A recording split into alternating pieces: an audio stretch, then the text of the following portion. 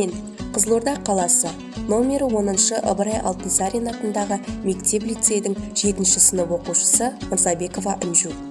Осындай киелі мекеннің рухани мұрасын сақтап, насихаттап отырған орындардың бірі Түркістан қаласының тарихи-мәдени этнографиялық орталығына виртуалдық саяхат жасаймын.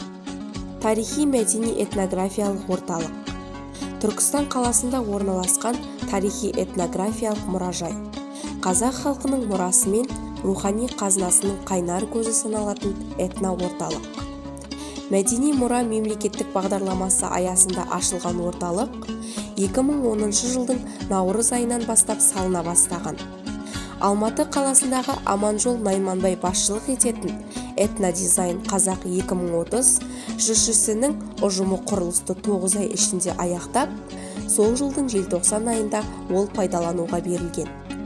Түркістандағы тарихи-мәдени этнографиялық орталықтың ашылуы қаланың тарихи-мәдени өміріндегі елеулі оқиға болды.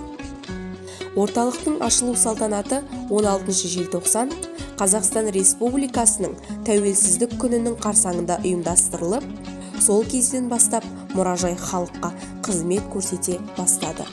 Аталған тақырыптар бойынша дайындалған экспозиция орталықтың 3 қабатына толығымен орналасқан. Төменгі қабатта қызметкерлер үшін бөлмелер қарастырылған.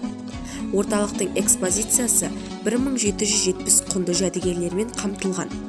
Оның ішінде негізгісі 1313, қосалқы 457. Сондай-ақ, орталықта ежелгі заманнан бастап қазіргі заманғы бұйымдар мен құнды материалдар қойылған.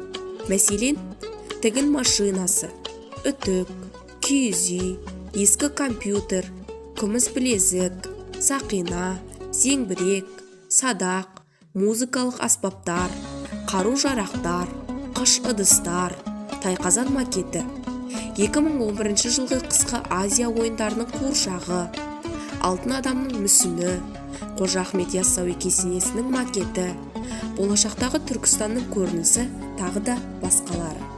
Біздің дәуірімізден 1 миллион жыл бұрын өмір сүрген, тік жүретін адамнан бастап, өз замандастарына дейінгі кезеңдерді қамтитын, ғасырлар қойнауынан жұмбақ сыр шертетін орталықтың экспедициясы негізгі 8 ірі бөлімнен тұрады. Олар: ерте дәуірдегі Түркістан тарихы, орта ғасырлық Түркістан тарихы, Шыңғысхан мен Әмір Темір дәуіріндегі Түркістан тарихы, оңтүстік Қазақстан жеріне ислам дінінің таралу тарихы, Қожа Ахмет Яссауи ілімі мен мұрасы, Қазақ хандығы тарихы және Түркістан Қазақ хандығының ақ ордасы. 19-20 ғасырлардағы Түркістан тарихы, тәуелсіз Қазақстандағы жаңа Түркістан. Негізгі мақсаты: халықты Түркістанның рухани өмірінен, тарихынан хабардар етіп, оның ел мәдениетіндегі алар орнын, маңызын орталық қорындағы тарихи жәдігерлер жинағы арқылы көрсету. Орталықтың міндеті: болашақта Түркістан тарихынан сыр шертетін ғылыми зерттеу орталығына айналдыру. Әрбір халық, әрбір тәуелсіз мемлекет өзінің рухани орталығын нақтылап алуы керек. Қазақстанның рухани орталығы Түркістан деген елбасының пікірін негізге ала отырып, ашылған тарихи-мәдени этнографиялық орталық болашақта Түркістан тарихын зерделейтін ғылыми зерттеу орталығына айналмақ.